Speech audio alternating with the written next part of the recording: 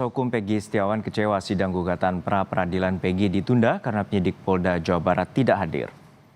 Sidang pra-peradilan di Pengadilan Negeri Bandung pagi ini ditunda karena pihak termohon yakni penyidik Polda Jawa Barat tidak datang. Majelis Hukum Pengadilan Negeri Bandung menjadwalkan ulang persidangan gugatan pra-peradilan pada Senin depan tanggal 1 Juli.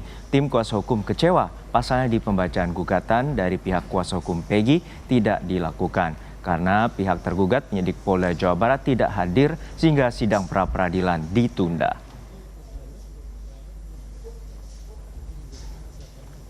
Kita kecewa, tentu tim kuasa hukum kecewa hari ini karena termohon tidak hadir, itu tidak profesional. Kalau memang bukti mereka lemah, diakui aja, tidak perlu mengundur-undur waktu atau mengulur-ngulur agar terjadi P21. Itu alasan yang sangat klasik. Jadi kami sih kecewa ya, penyidik termohon ini tidak datang karena panggilan ini kan sudah 2 minggu lalu ya Bu ya. Setelah kami daftar 2 minggu itu kemudian mendengar bahwa dapat rilas panggilan. Nah artinya kalau 2 minggu lalu itu ya persiapan harusnya sudah matang ya, harusnya sudah matang. Tetapi nyatanya hari ini ya yang kami tunggu-tunggu, yang semua masyarakat berharap ya ternyata tidak datang. Jadi ya kami sebagai penasihat hukum ya kecewa dan tanda tanya. Apakah memang karena tadi bahasa Pak Marwan takut menghadapi kuli bangunan kan itu. Tim kuasa hukum Peggy Setiawan menyiapkan seluruh berkas untuk sidang pra-peradilan hari ini. Tim kuasa hukum juga menyiapkan 10 orang saksi dan tim ahli sebagai amunisi untuk memenangkan Peggy Setiawan. Meski pada akhirnya sidang ditunda sepekan ke depan dengan alasan termohon dari Polda Jawa Barat tidak hadir. Tim kuasa hukum Peggy Setiawan menyebut telah menyiapkan 10 orang saksi yang akan memberikan kesaksian bahwa Peggy berada di Bandung, bukan di Cirebon, apalagi menjadi pelaku pembunuhan. Mereka juga akan menguatkan bahwa Peggy Setiawan bin Rudy bukanlah Peggy alias Perong yang dijadikan DPO dalam putusan persidangan yang sudah inkrah di tahun 2016-2017 silam. Tim kuasa hukum juga menyiapkan sejumlah saksi ahli untuk membedah kasus dari pandangan hukum saat jalannya persidangan. Termasuk soal kasus Vina yang tidak didukung dengan scientific crime investigation. Tim kuasa hukum Peggy yakin seluruh bukti sudah siap dan kuat untuk meyakinkan kepolisian telah salah orang dalam menangkap DPO pembunuhan Vina dan Eki. Itu nanti yang akan kita pertanyakan kepada pihak Polda, apakah ada bukti yang terkait dalam pembunuhan yang disebut tadi itu scientific crime investigation-nya ada tidak, seperti itu sidik jari, kemudian tes DNA dan juga CCTV. Sedangkan sejak akhir putusan di tahun 2017 nggak ada ya Bu ya tertulis barang-barang bukti dan betul, tidak barang bukti yang itu CCTV yang memang terjadinya scientific crime investigation itu tidak pernah dimunculkan. Termasuk sidik jari juga nggak ada ya Bu? Nggak ada sidik jari para terpidana, itu nggak pernah ada. Itu kan harusnya kalau pembunuhan kan harusnya ada di TKP, untuk membuktikan mereka ada di TKP kan ada sidik jari para terpidana. Justru itu malah kita mau buka sekarang di persidangan. Jumat lalu, polisi memeriksa Rudy Irawan, ayah Peggy Setiawan. Rudy diperiksa di Polda Jawa Barat terkait kepemilikan KTP ganda. Pemeriksaan Rudy berlangsung selama kurang lebih 5 jam. Terkait klarifikasi polisi soal KTP ganda miliknya, Rudy dimintai keterangan polisi karena memiliki 2 nama, yakni Rudy Irawan dan Asaf Rudin. Ayah Peggy beralasan memiliki identitas ganda yang digunakan untuk menikah.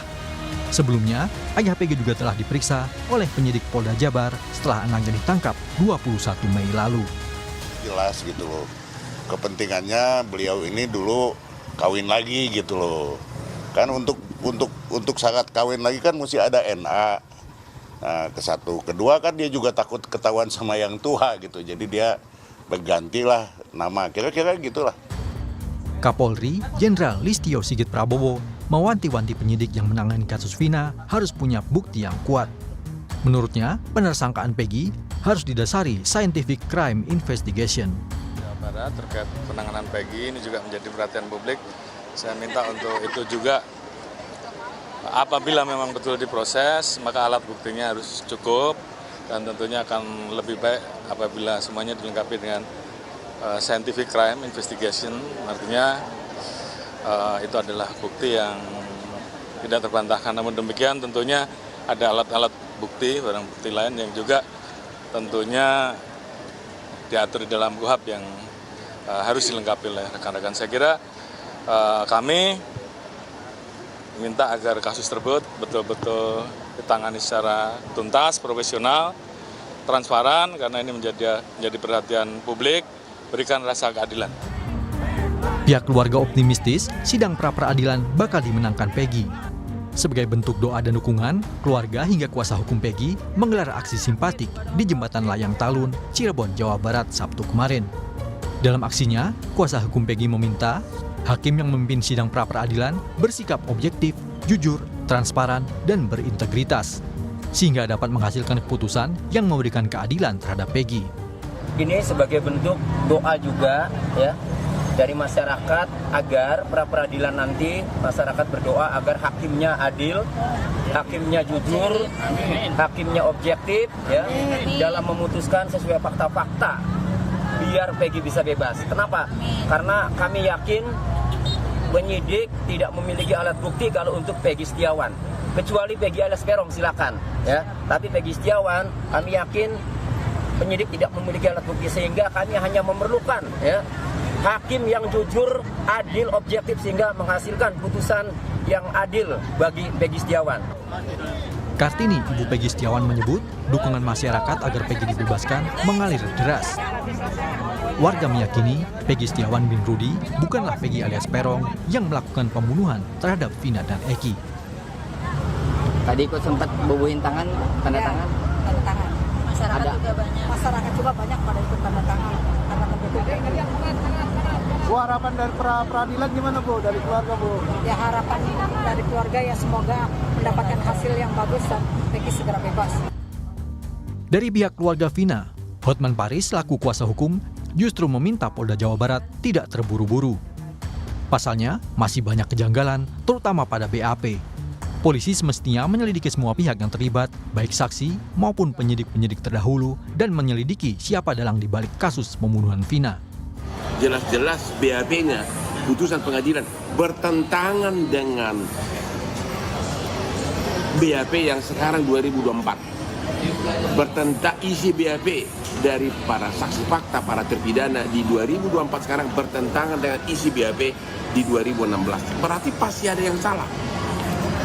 Kalau mau periksa, kalau memang ada kecurigaan masyarakat, silahkan periksa semua yang terlibat agar masyarakat puas.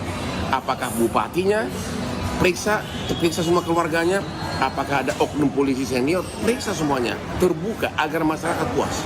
Belum tentu mereka bersalah, tapi periksa semuanya. Sementara itu, tim pencari fakta independen mendatangi Bareskrim Polri guna melaporkan dugaan obstruction of justice, keterangan palsu, hingga dugaan identitas ganda dalam kasus pembunuhan Vina dan Eki. Tim Liputan, Kompas TV. Kita telah terhubung dengan pakar hukum pidana Universitas Pelita Harapan, Bapak Jamin Ginting, untuk mengetahui sidang pra-peradilan Peggy Setiawan. Selamat siang, Pak Jamin. Selamat siang, Mas. Ya, Pak Jamin, ini dalam pra-peradilan yang perdana harusnya digelar hari ini, namun pihak termohon yakni penyidik dari Polda Jawa Barat tidak hadir. Lalu seperti apa sebenarnya tahapan bila dari termohon ini tidak hadir? Ya, bila dia tidak hadir, maka kesempatan kedua akan diberikan dipanggil sekali lagi. Nah, kalau sekali lagi dipanggil tidak hadir, maka hakim akan memutuskan tanpa kehadiran pihak kepolisian. Jadi panggilan itu hanya boleh dilakukan 2 kali saja. Nah, kalau dia tidak hadir, maka dilanjutin. Tetapi kekhawatiran saya bukan di situ. Kekhawatiran saya justru kasus pokok perkaranya sudah dilimpahkan ke kejaksaan. Nah, jadi seharusnya yang dimohonkan itu 2, 1 kepolisian, 1 kejaksaan. Karena kalaupun nanti dia dilarikan ke kejaksaan, masih mempunyai kekuatan untuk dalam pemeriksaan pra-peradilan. Karena objek termohonnya juga 2. Tapi kalau cuma 1, kalau sudah dilimpahkan ke kejaksaan, maka tidak dapat lagi diminta karena objek pemohonnya berbeda.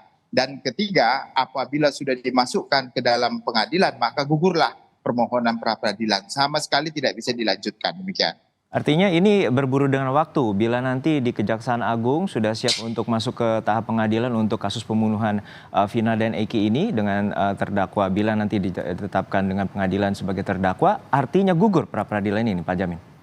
Iya, jadi penafsiran tentang pasal terkait dengan itu adalah bahwasannya pertama sekali diperiksa di pengadilan pokok perkaranya. Itu sudah ditafsirkan dengan putusan MK 130 kalau nggak salah, itu menyatakan kalau kapan pertama kali diperiksa pada sidang pertama, waktu pembacaan terkait dengan surat dakwaan yang diajukan oleh jaksa. Oke, untuk saat ini dari pihak kuasa hukum Peggy Setiawan menyatakan ada 20 temuan terkait dengan kejanggalan penetapan Peggy sebagai tersangka. Terutama salah satunya adalah penetapan tidak disertai dengan penyidikan ataupun pemeriksaan awalan penetapan Peggy sebagai tersangka. Itu seperti apa nantinya bila adu-adu bukti yang akan dikemukakan bila nanti pekan depan pihak termohon dari Polda Jawa Barat akan hadir dalam persidangan? Ya terkait dengan ini kan pra peradilan hanya memeriksa terkait dengan prosedural, penetapan tersangkanya dianggap tidak sah karena tidak sesuai dengan prosedur. Tidak sesuai dengan prosedur, contohnya terkait dengan alat bukti yang dihadirkan itu tidak cukup 2 alat bukti. Yang tidak cukup itu karena contohnya hanya foto, gambar dan segala macam. Saya sependapat juga tadi dari pendapat dari lawyer itu harus ada scientific evidence, yaitu yang menunjukkan bahwa orang yang dijadikan tersangka itu benar-benar Peggy yang dimaksudnya yang pada saat ini menjadi tersangka begitu, bukan orang yang namanya sama tetapi personnya berbeda begitu. Nah, ini yang harus ada pembuktian cukup untuk menjadikan dia sebagai tersangka tersebut begitu. Nah, kalau enggak, maka ini akan dibatalkan penetapan tersangkanya. Nah, dalam sebelumnya pihak dari kepolisian sendiri telah menyatakan bahwa penyidikan pada tahun 2016 lalu itu tidak menggunakan prinsip-prinsip dari scientific investigation. Lalu seperti apa bila nanti persidangan, bila polisi akhirnya tidak memiliki 2 alat bukti yang cukup atau yang kuat dan juga tidak menggunakan penyidikan secara berbasis ilmiah tersebut? Ya, kalau nanti dihadirkan dalam pra peradilan, ternyata di situ hanya ada foto atau keterangan-keterangan dari terdakwa yang memang juga menyangkal pernah bertemu dengan orang tersebut, maka tidak bisa dijadikan dasar untuk sebagai penguatan dia adalah tersangkanya. Maka hakim harus membebaskan, artinya menyatakan kalau penetapan tersangkanya tidak sah. Kalau penetapan tersangka tidak sah, maka bukan dia tidak cukup alat bukti sebagai menunjukkan dia sebagai tersangkanya. Dia harus cari alat bukti lain lagi. Apalagi kalau tidak ada contohnya tes DNA, kamera CCTV, dan juga terkait dengan saksi, ya saksi yang benar-benar melihat, mendengar dan mengalami sendiri dia ada di tempat kejadian. Maka saya kira ini sangat lemah kalau sampai tidak ada dibuktikan hal tersebut, tidak bisa dibuktikan oleh Polda. Untuk saat ini berarti saksi, terutama saksi mahkota yang sebelumnya juga disebut sebagai ada bernama Liga Akbar akhirnya mencabut pernyataan atau BAP-nya. Nah, ini berarti polisi hanya memiliki 1 saksi ataupun saksi yang akan menguatkan nanti di pra peradilan. Seperti itu, Bang Jamin? Ya, kalau sudah dicabut berarti BAP itu tidak bisa digunakan lagi. Nah, dia harus diperiksa kembali. Nah, apakah keterangannya sama atau tidak dengan keterangan yang pernah dia berikan? Kalau berbeda dan dia menyatakan tidak pernah melihat, maka itu nggak bisa dijadikan sebagai 1 alat bukti. Dan kalau tidak bisa 1 alat bukti, berarti siapa saksi yang lain? Kalau tidak ada, berarti kurang untuk bisa menyatakan cukup saksi sebagai, karena minimum sesuai dengan pasal 185, 2 saksi ya, nullis testis, unus testis. Jadi 2 saksi minimum begitu. Nah, inilah yang harus diperhatikan oleh hakim nanti dalam memeriksa. Saya kira hakim harus sifat independen, jangan takut ditekan atau tertekan gitu ya dengan adanya kasus ini dari pihak mana, termasuk dari termohon. Saya kira ini lebih baik supaya demi menegakkan keadilan bagi orang yang memang mencari keadilan begitu sebenarnya. Menegakkan keadilan baik juga bagi korban juga kepada para pelaku yang saat ini penetapan Peggy Setiawan sebagai tersangka diajukan pra peradilan, namun hingga saat ini pihak termohon yakni Polda Jawa Barat tidak menghadiri persidangan di pra peradilan Pengadilan Negeri Bandung, Jawa Barat. Terima kasih pakar hukum pidana Bapak Jamin Ginting telah berbagi informasi bersama kami di Kompas Siang.